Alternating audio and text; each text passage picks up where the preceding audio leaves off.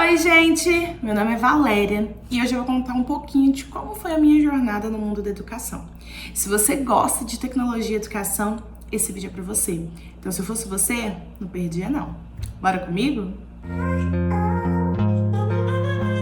Acredite ou não, a minha paixão pela educação ela começou ainda como criança. O que acontecia? Eu estudava, e na época que eu estudava não existia contraturno escolar e muito menos tempo integral, essas coisas todas. Então, como eu gostava muito de poder ajudar as pessoas e eu queria me sentir útil desde pequena, eu sempre voltava para a escola no contraturno escolar. Então eu voltava, ajudava os professores que estavam lá e eu sabia que eu queria fazer aquilo para a vida. Então toda pessoa que me perguntava quando criança o que eu queria ser, eu falava que era professora. Porque a minha admiração pelos meus professores era tamanha e eu via a mudança que eles faziam na vida de cada criança que estava ali, né? Só que no decorrer do tempo, minha cabeça foi mudando muito, eu fui convivendo com outras pessoas e falava, não quero mais pedagogia não é para mim, eu quero fazer outra coisa.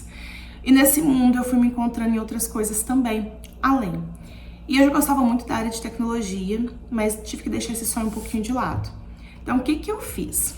Fiz curso de técnica em administração, fiz também curso de técnica em edificações, mas não cheguei a concluir porque eu estava naquela fase que você não sabe o que quer ainda da vida.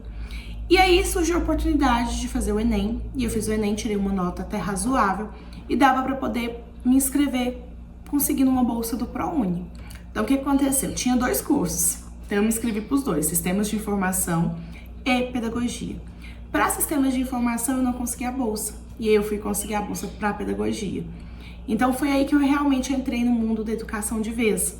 E até então estava pensando voltado para a pedagogia empresarial, não queria atuar em sala de aula, queria para a parte de empresas, porque eu já trabalhava numa empresa e era um mundo que eu estava vivenciando na época. Com o passar da faculdade, o passar dos anos, surgiu a oportunidade de trabalhar numa escola que estava inaugurando aqui em Araxá, que é o colégio que eu tô até hoje. E aí eu entrei lá como auxiliar educacional e foi aí que eu fui tomando gosto realmente pela coisa.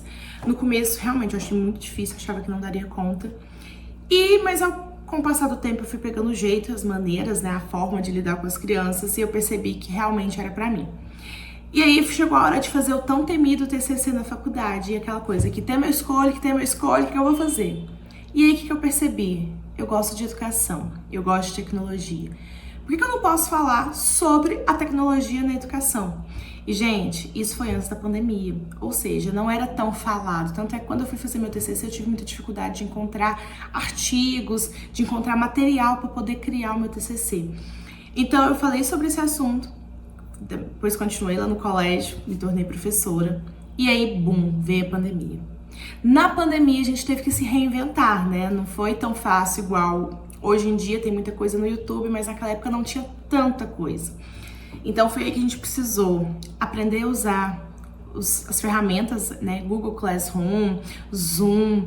E aí eu falei, gente, o que eu vou fazer? Como assim? A gente precisa dar um jeito de facilitar, porque era muita coisa para preencher, muita planilha, muita coisa.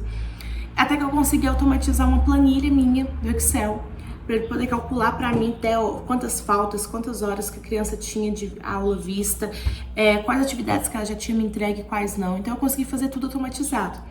E eu falei assim, gente, eu preciso investir nisso. Mas acho que como todo mundo, né, passa por isso, eu tive momentos de muita incerteza, tive muito medo, porque tudo que é novo assusta muito, né?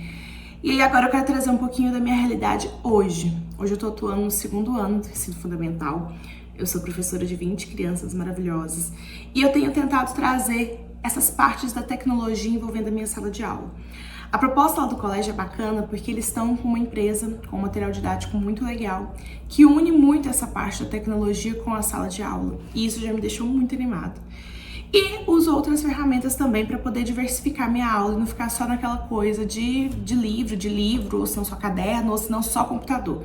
Então a gente monta uma aula para que seja diversificada para essas crianças e elas tenham contato com tudo. Porque, querendo ou não, a gente não pode deixar o digital de lado, mas também a gente não pode só priorizar o digital, até porque elas estão na fase de alfabetização.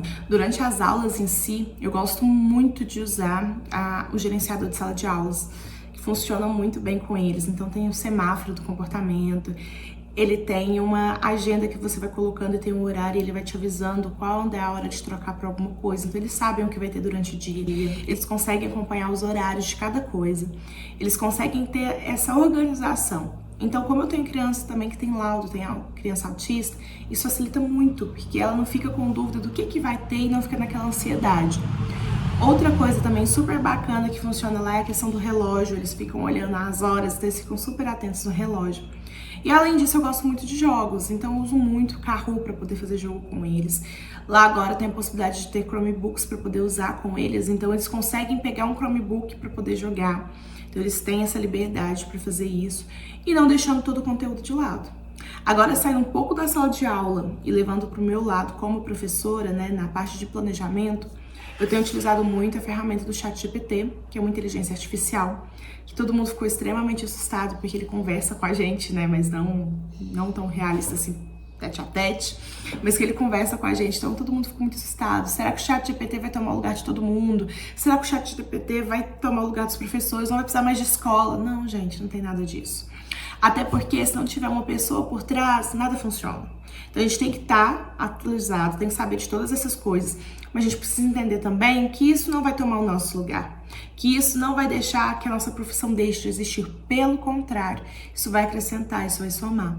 E ele já tem me ajudado muito em questão de, às vezes a gente não tá com criatividade, às vezes nossa cabeça tá assim, pensando mil coisas, e ele ajuda a ordenar muito essas ideias, ajuda a pensar em atividades diferentes, diversificadas.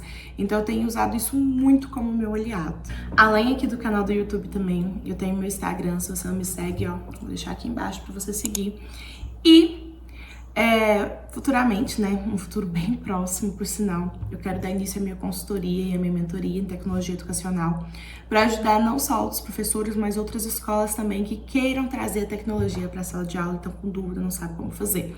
Então ainda estou trabalhando no projeto, estou iniciando, mas assim, já está bem perto de sair.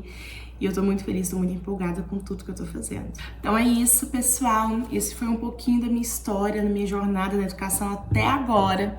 Eu espero que tenha te clareado um pouco as suas ideias, te tenha incentivado também a não desistir do mundo da educação, que é um mundo muito lindo, que tem crianças que precisam da gente para poder aprender. E se você gosta desse tipo de conteúdo, se você gostou do tipo de conteúdo que eu falei, que eu ainda vou trazer para cá, não deixe de se inscrever no canal, ativa o sininho para não perder nenhuma notificação, vai ter vídeo toda semana aqui no canal. E é isso, pessoal. Um beijo e até o próximo vídeo. Tchau!